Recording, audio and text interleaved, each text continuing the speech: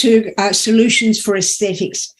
I'm Tina Viney, CEO of the Aesthetic Practitioners Advisory Network, and it's my great pleasure today to introduce to you Sarah Hughes. Now, Sarah is Mediclinic Training Manager for the International Dermal Institute. She's had over 25 years of experience within the industry, and she's worked. Her passion is in skin health and skin science, and this led to her to complete her Bachelor of Applied Health Science Clinical Aesthetics. So now she is formally a qualified dermal clinician, so she can advise on so many different levels. So today, it is a great pleasure to question and interview Sarah to explain to us what's happening with Dermalogica and some new innovations that are happening that are exciting, so that we can all learn how that we can be supported through this company. So my first question to you, Sarah, is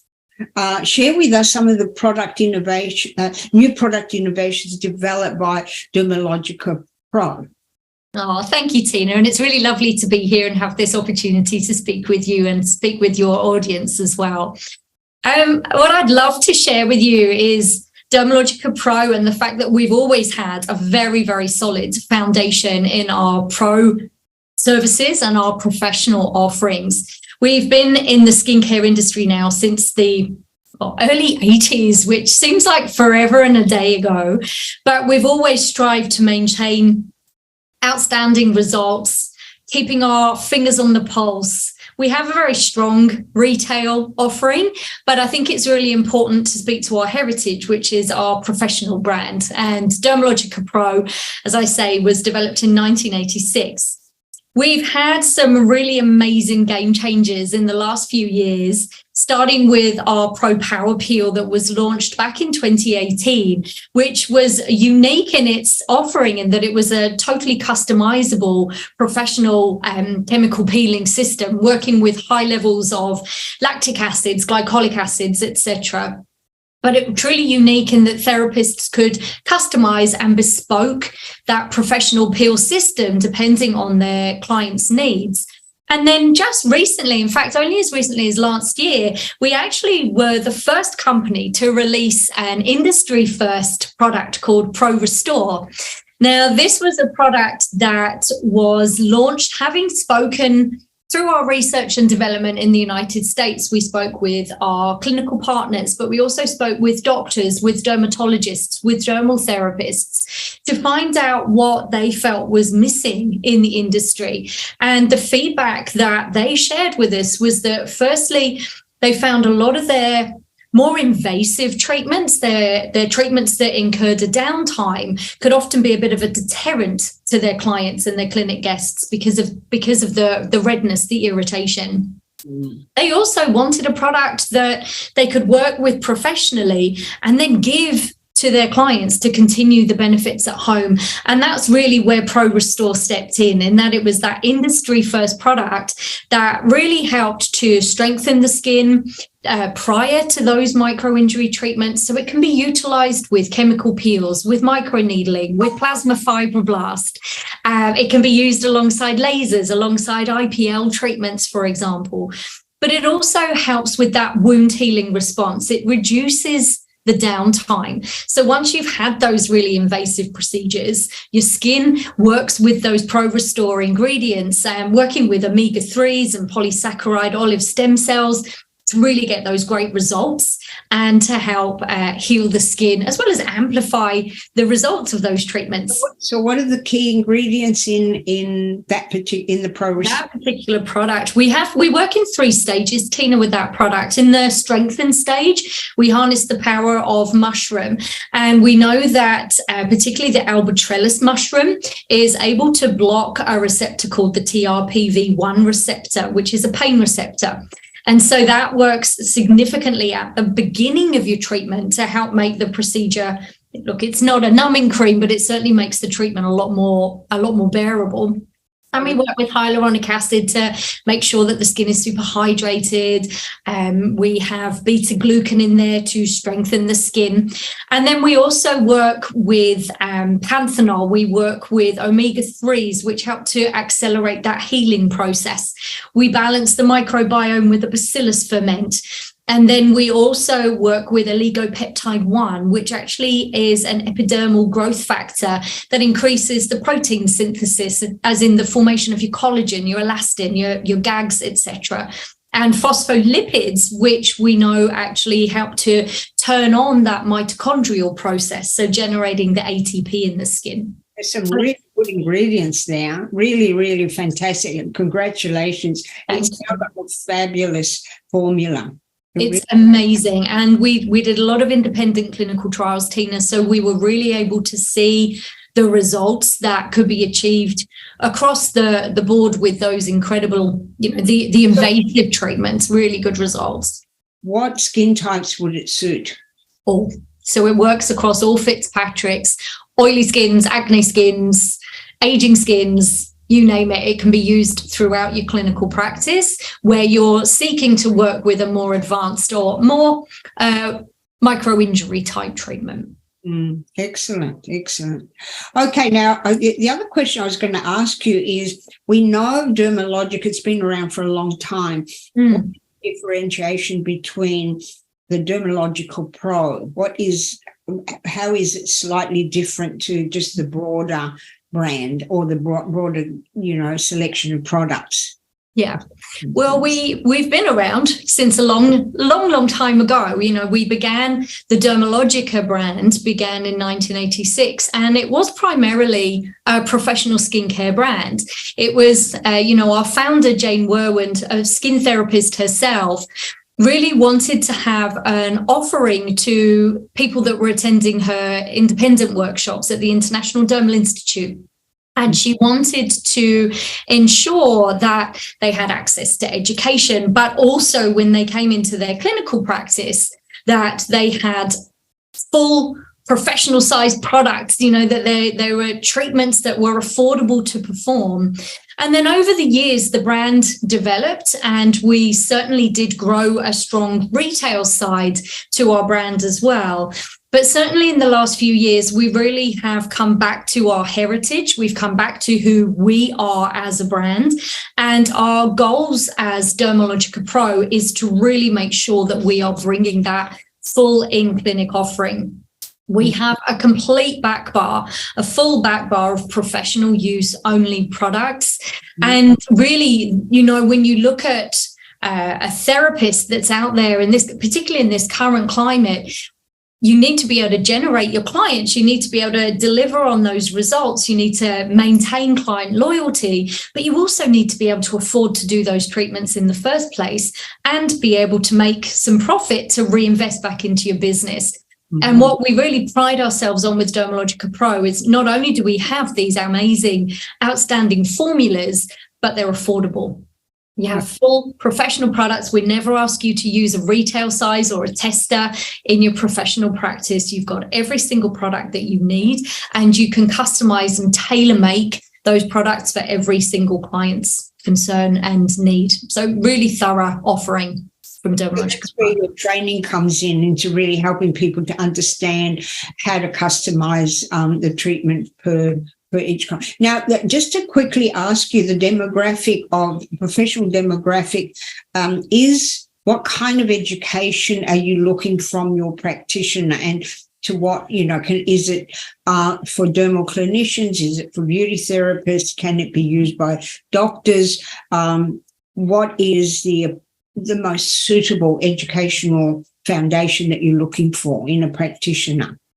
We welcome anybody on board. That's the main premise that we have, is we are only a professional brand. So we will only be offered in clinics where our therapists and our clinic partners have full qualification in either the aesthetics industry, so either a beauty therapy diploma or a certificate 4, but we are also in clinics that are owned and operated by doctors, plastic surgeons, dermal therapists, dermal clinicians, and anybody in between.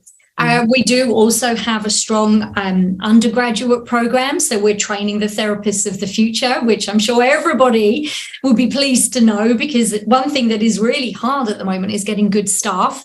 So we're making sure that therapists are coming out from their college training thoroughly across the Dermalogica brand as well, which helps support them in gaining placements in the work industry too. So as long as you have a beauty qualification, one of our business consultants comes in and spends time with you and sits and have that conversation as to your business model and what you need. Okay, Sarah, so we've covered a little bit about the formulas. What about the business side? What can someone expect in terms of business support through by becoming a Dermalogica Pro salon or clinic? What's your brand offering for business growth? Fantastic. I think the first thing to just acknowledge, kind of going back to where we started as a brand, our heritage is in education. So we started in 1983 as the International Dermal Institute. Jane Werwand moved to the United States and recognized a gap in education. And so Jane developed the International Dermal Institute. And from there, the therapists that she was training wanted a brand. They wanted a product that didn't contain any of those artificial fragrances and perfumes that we don't expect in any of our skincare in these modern times. And so Dermalogica came to light in 1986. And it was from 1986 that we had our products, but we grew our education. And so when anybody comes on board with Dermalogica, you have access to our entire curriculum.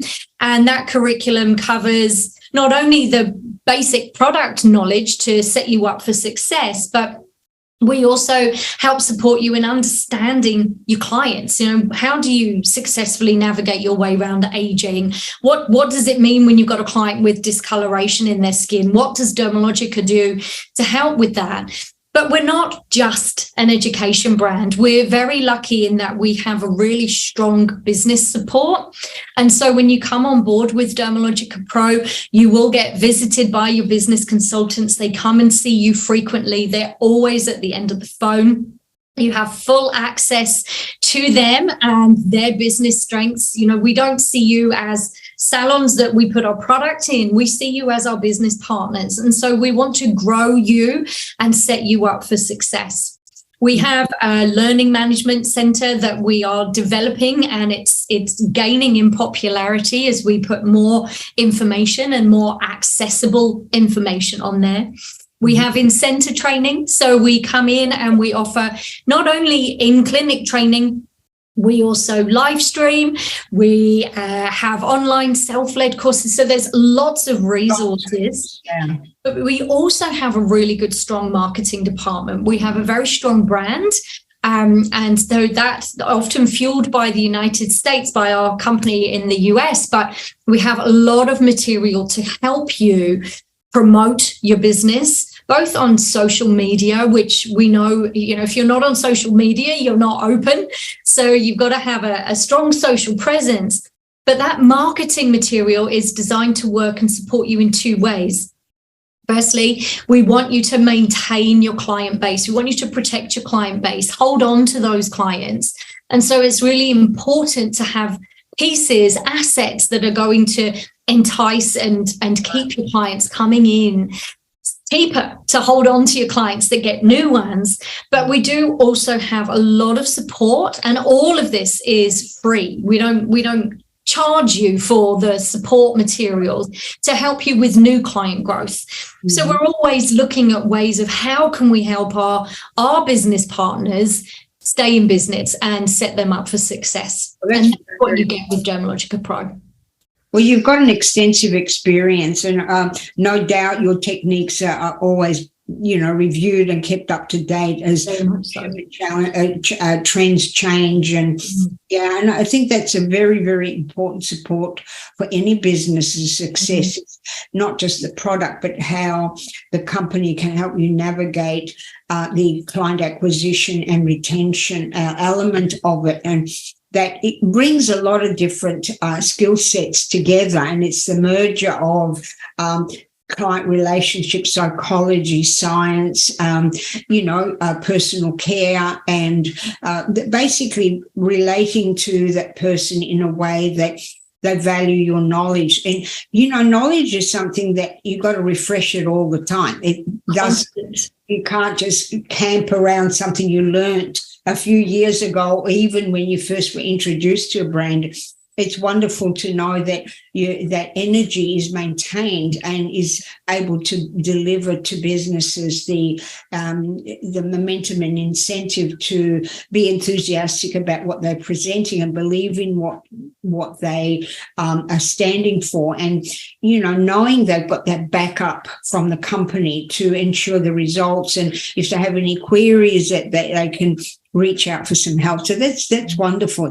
It's most valuable, especially at this given time, because the industry is transitioning all the time, and we need businesses need that support. That's very, very, very important. So my next question to you is, what do you love the most about your role as the Mediclinic Training Manager for the International Dermal Institute? What is, if I could ask, maybe the most important thing, or maybe 2 or 3 things that you think drive you and keep you motivated, that you enjoy? Wow. Well, I guess the first and foremost, as you probably guessed, is that I love learning. So, and I think just speaking to what you were just saying, Tina, in this industry, there's constant change. It's not, I came into the industry in the early 90s, and it certainly is nothing like the industry I trained for. And I think if you're going to survive in our industry, you have to always have your antennae up, and you always need to be, I'm always reading, I'm always Googling something, because I want to know, and it's having that eagerness. Mm-hmm. And I guess my role is, I'm lucky in that, gaining my qualifications in dermal aesthetics and clinical aesthetics meant that I can actually focus DermalogicaPro and support those businesses where they are offering those more advanced services. And so writing and supporting them with curriculum, going in centre and performing in centre training to help grow their business. Also empowering the team. We've got a team of educators across Australia. Our training specialists are second to none. You wouldn't get a better team of educators, and being able to support them with their knowledge so that they can go out into the industry and share that with our clinic partners. That's what really fills my cup. I love researching. I love training. I love spending time with our clinic partners, and I get to do that. My children tease me. I always said a few years ago that find a job that you love so that it isn't a job. You're just doing something that you enjoy every single day. And really have been very fortunate in my career that I've never really felt like I've worked a day in my life. I've always just done what I love. And I love where the industry is now, and the changes, and the more aesthetic side, the more intensive side. I like messing about with my own skin and seeing what results I can get. And I have, the opportunity to work with the DermalogicaPro brand and see the results for myself. And when we think about why we became therapists, because we wanted to bring change, whether it was to our own skins initially or to client skins, we wanted to create that change. And I love working with these innovative formulas because you can see that change, and that change can happen with education, but also with that business support as well. I think the key thing that resonates with me with what you said, and that is your passion for research, because the thing about research, I consider myself predominantly, I put 3 hours a day in research because I love to investigate. And I find the key thing about research, it always gives you something exciting and fresh and new. Even if you're delivering the same information, when you're researching this, there's a new flavor you can put towards, or even you can throw one nugget that's new that gives another perspective and keeps you excited in what I know. I taught for 17 years for clinics, for RTOs, and one of the things I always did is add something fresh to my lecture the next year. Because if I was just going to repeat what I said last year, it would sound monotone and boring. So I had to get excited in order to communicate that excitement. And there's nothing like research to have that ding, yeah, that's a bold moment. Yeah, that the new fresh approach that may solve a problem that you are hearing about, that you can help people and bring to life knowledge, so it becomes a life force that flows within their clinical environment and the outcome that they know that they can deliver to their clients. Because if you have no passion, yes, routine can kill drive. It really can. So you have to guard. I think the biggest way to keep yourself energized is through ongoing research, ongoing study, where you're discovering new things that you can empower you to flavor what you're doing with. And also, I think the more we learn, the more we find ways to better connect with our clients as well.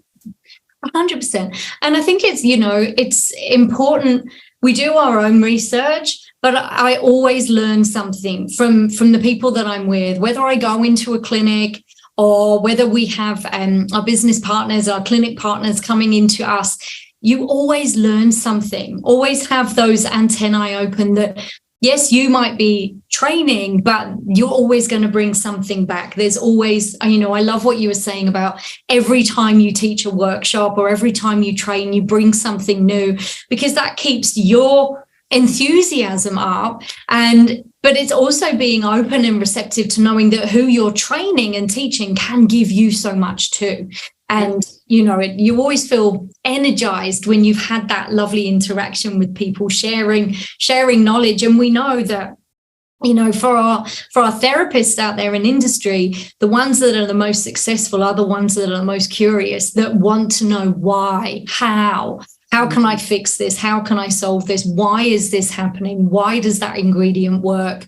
Why doesn't that ingredient work? It's one thing I recognize, and that is with the degree program, you learn critical thinking. Yes. That doesn't always happen within the vet sector, because the vet sector is more about protocols. Okay, this is your skin condition. These are the steps you take. Yes. Thinking allows you to question, and it allows you to keep investigating in ways that you can navigate that knowledge to better fit the client need. And it's really a way of thinking. And even if you don't have a degree, if you've got someone who has got a degree and they can teach you the excitement of being a critical thinker. Like, for example, you're treating somebody and you're not seeing the results. I find people that are just vet trained often get confused. I don't know where to go from there. Whereas a critical thinker will think, now let me think, okay, it's not working. Why isn't it working? Should I increase the dose? Should I add something to it?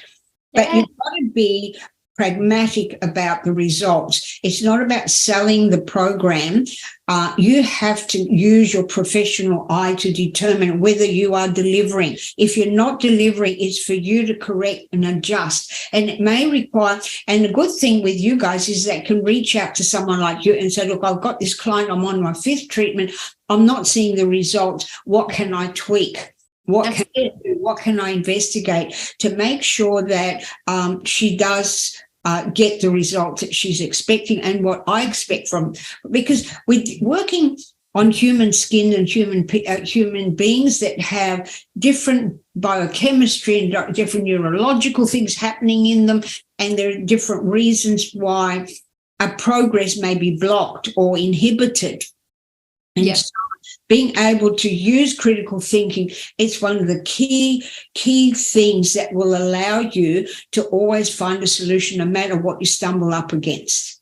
I love that. I love that you're talking about that. It was the one thing actually that I really took away from my qualifications. Our lecturer, he was a staunch, you've got to think about this. Just because it's always been that way, does that mean that we always have to do it that way? Can we not think about doing it differently? to get those results. If you're doing the same thing and you're not getting a result, then what are you going to do about it? You know, exactly. You've got to stop and you've got to correct it. And the issue is, if you don't know how to correct it, turn to somebody who can guide you, because that little tweak can make all the difference to the end result reaching its objective. Yeah. And I love what you've said there, Tina. If you have reached a point that you aren't getting the result, you've got to know where you turn to. And I think in the past, therapists have kind of struggled, the beauty therapists, and they've kind of tried to get everything. And then the clients have gone, particularly when treating things like acne, for example. You know, we lose our clients because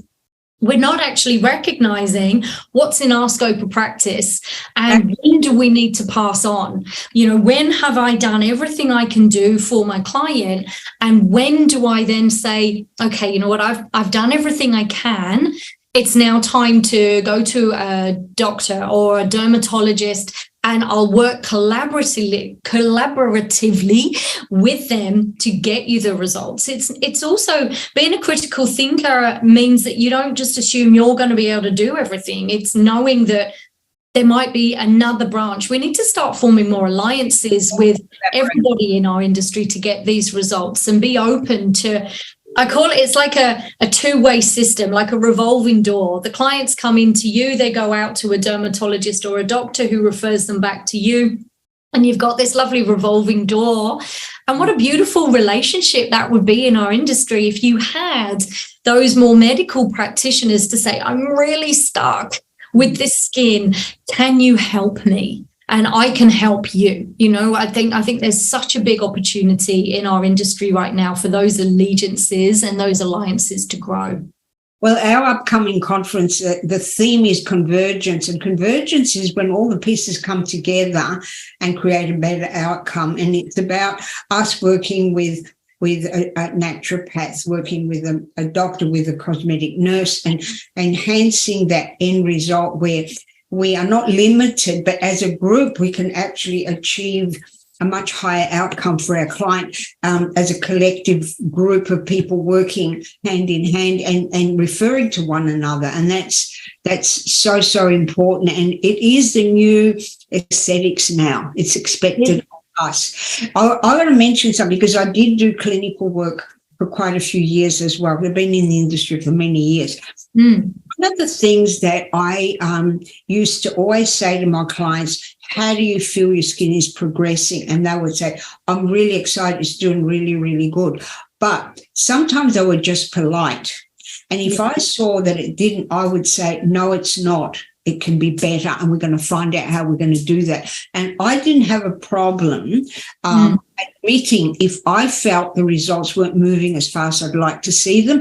And that's why, I tell you what, people never, ever swap with anybody else, because they knew I was truthful. And I think there is a place to be truthful. Now, some of the people that came from other therapists, the main argument they would say is, my therapist would say, oh, your skin's looking lovely.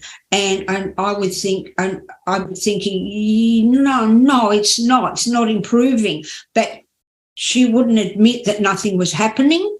And I think it's a shame, because I think by admitting that something isn't going the way it is, that person's going to trust you, because they know you're pragmatic about what's really happening and you're searching of how to make it work. Yeah. So I think we have to understand that the process of improving somebody's skin may encounter roadblocks.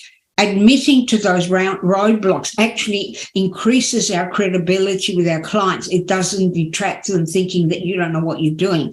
So true. It really ruins our reputation if we pretend it's working when it's not. Or if we overpromise and underdeliver. That's the other thing we've been known about, isn't it? An industry that says we'll get rid of your wrinkles in 7 days and then we don't. You know, I always think the greatest thing that I think you can do, as well as acknowledging when something isn't working, is also having those honest conversations up front. What are you actually able to achieve? And you know, one of the classic things, for example, when trying to treat breakout skins, is how many times does a therapist actually say to the client, your skin might get a little bit worse before it gets better, because we're actually bringing everything that's under the skin, we're bringing it out. But if we don't have those hard conversations, and they're not necessarily the conversations the clients want to hear. But if you're not honest and if you're not accountable when you're not getting the result you want, you do lose those clients. Clients stay with you because you're honest, you have integrity, you are, performing your clinical practice well and acknowledging what's going well, but also what do we need to change? Actually, you know what? This isn't quite getting the result I want. What can I do better? I'm not quite happy. I want to change it. And I think clients actually, especially now, appreciate that even more. Now, talking about now, what changes within the industry have you observed since COVID? So in other words, what challenges are you finding that businesses are going through that they need extra help in since COVID? COVID was it was an interesting time, wasn't it? I think the one thing that we all learned in COVID was how to we had no choice. We had to become digital. We had to become virtual. For businesses to survive during that lockdown, they had to be able to offer virtual consultations and, skincare sessions. And they had to put little packages together of products so that people could do their facials at home and their skincare at home. And, we've come out of the pandemic, but now what I think is happening is that we're in the aftermath. We just come through this awful stage where the global economy was shut down for the best part of 2 years. And that's just had such an impact. When I go out on the road with our business consultants and I go into clinics, and every single one of our clinic partners, they're doing it tough. It's hard. Clients are experiencing this huge surge in cost of living. Everything's getting more expensive. Rents are through the roof, mortgages, food, you name it. And so I think from that perspective, clients are a little bit more cautious in where they are putting their Australian dollar, where they're putting their money. They're holding on to things. And so I don't think that's necessarily a bad thing. But I do think it's creating quite a shift in our industry. And I believe that the consumer actually now, when it comes to their skin, are more looking at what's going to be the best investment. Is it going and having just a regular skin treatment? Or am I going to be better off using my hard-earned money to invest in some injectables? Or is it going to be more advanced treatments? And I think that is driving our industry. What I'm seeing is the industry is really moving into this more aesthetics. Their clients are going more to the dermal clinicians, the doctors. They're wanting to invest in that more, the perception of that more advanced service. And it's because they want to get the best for their money. So they want to get the best treatment for $150, say, not just any treatment, but the one that's going to give them the result.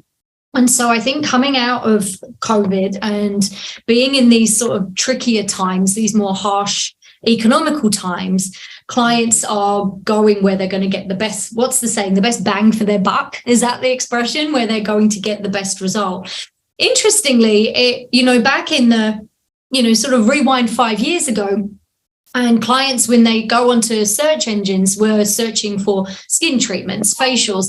Now the treatment that is one of the most frequently sought out treatments is skin needling.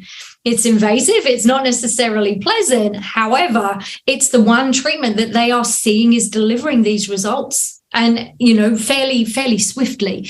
Now, I find that interesting that clients are no longer Googling facials, but they're Googling needling instead, Well, one of there's three things that the studies are proving, and that is that since COVID, we have very high inflammation, which is persistent. Yeah. And we know that inflammation ages you. And it's actually low-level inflammation is how we age. But if it's high level and it's persistent, it's going to age you even more. And I think people are looking in the mirror and saying, I look tired, I need to look better. The second thing that they're identifying is that the immune system is a little bit not sure which way it's going. So there are some symptoms that are a little bit very similar to conditions of not feeling the best, having fatigue that's coming in and out, and brain fog is very common as well. The autoimmune response is causing slower wound healing as well. Yeah. But I think the combination of the immune problem, the inflammation, also the blood clotting, which is quite common as well, is aging people more. And the feedback we're getting is a lot of people have got much drier skin and more sensitive and more reactive, but also a tendency for the skin to look more aged. And I think that probably ties in with what you're saying about the needling. That drive to anti-aging treatments. I think, everybody, I agree with you wholeheartedly. The skins are certainly more sensitized, more irritated, but we're also feeling more tired. I mean, that brain fog you just described me, we are, the immune system is been under a considerable onslaught in the last few years. And, that's got to have an impact on the skin. And I agree, it drives that aging process. It accelerates it. And I think that's why clients are looking for something a little bit more hard-hitting, a little bit more impactful.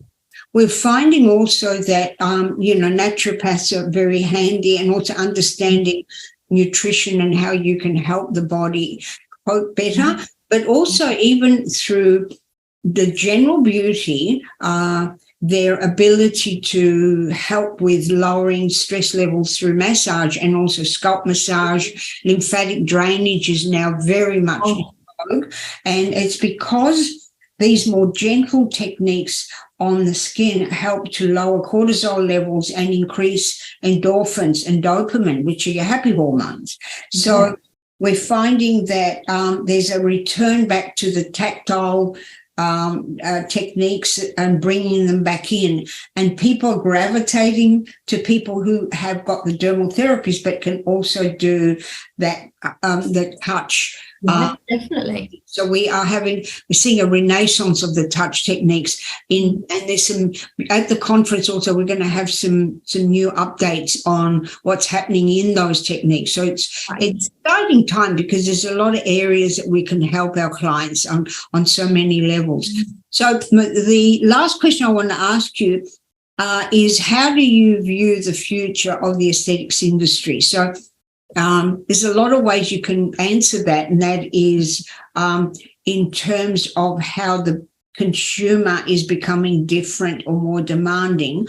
And so the merging of the different modalities working more collaboratively and creating a more sustainable industry outcome that can compete with just the online sales, because that is definitely an issue for our industry, is that people going into the do-it-yourself options. How can we prove to the consumer that we have a better answer?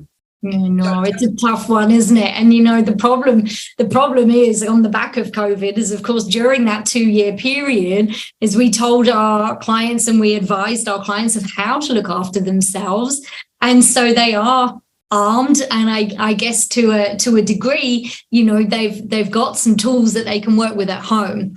I think our industry, it's always been about that hands-on approach, and the fact that with the level of study, with the level of education and the ongoing education that we have as therapists, is that we have access to information, and we have a real skill set where we are able to look at our client's skin and assess that skin on the day. And it's not that we do one assessment and that's it for the rest of that client journey.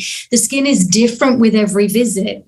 And so when you have a client come in to seek professional help, and they come into you frequently for their services, they're not always going to get the same treatment. It's not a cookie cutter. It's, okay, this is your skin today, but when I see you in 4 weeks' time, we're going to need to do something different because your skin is going to change. It's also, you mentioned devices, Tina, which is interesting. We see a lot of these devices that clients can purchase and work with at home.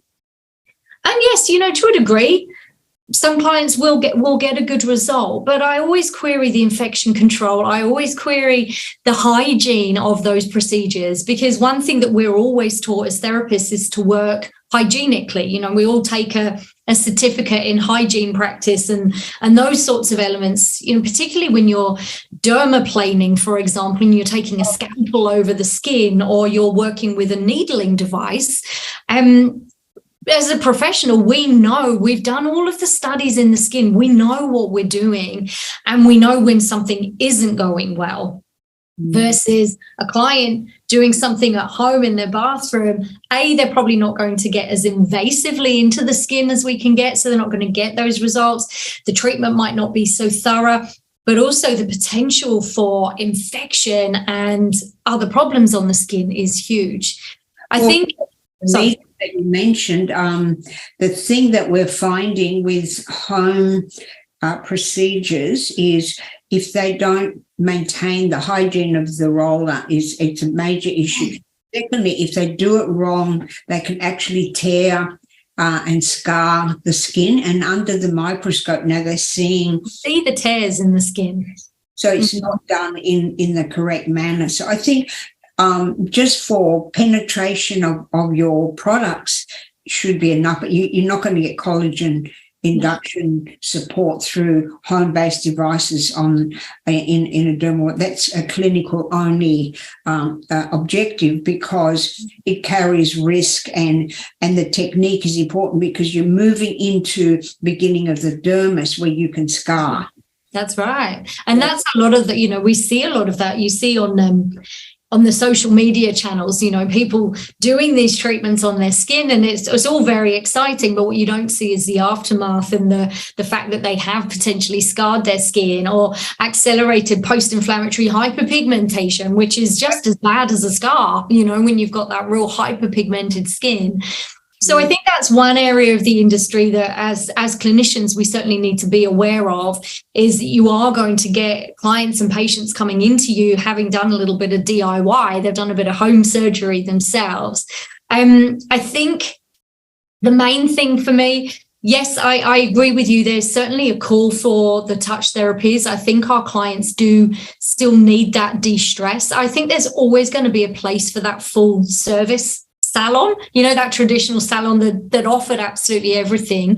But I don't think you still got to bring in the clinical one. You've got to bring in the clinic side of it. That's right. You can't just do a basic skincare treatment. You have to be able to offer that clinical side.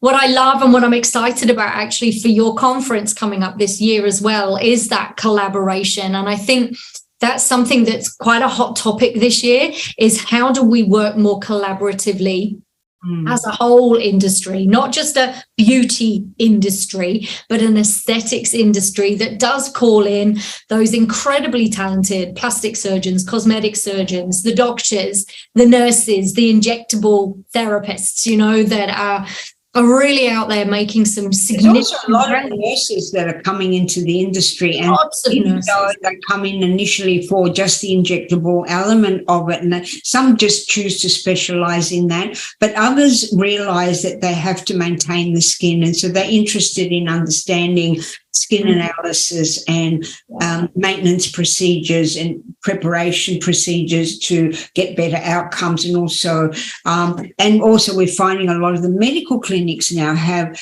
a very strong aesthetic area that is so important in maintaining the skin's results for a longer period of time.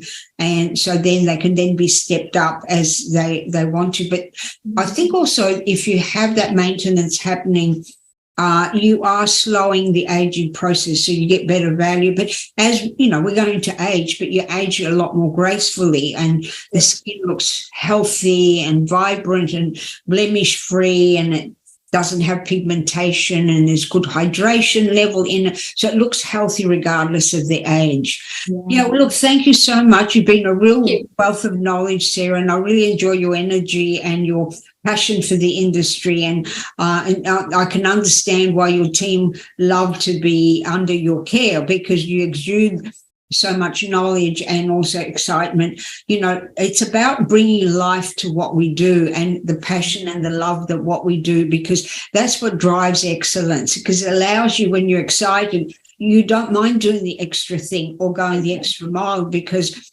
it's about the passion of the outcome and raising that standard. And really, that's what we're all about. So thank you so much. And thank you for having me. It was lovely chatting with you, Tina. It must be a real privilege for Dermalogica to have you as your head trainer. I'm sure you bring good value. Thank you. We've got, as I say, I work with an amazing team. I'm really blessed. So every day, it's not like a working day. It's just doing what we love and loving what we do, which is amazing. Thank you, Sarah, and I look forward to seeing you at the conference. Can't wait. Thank you, Tina.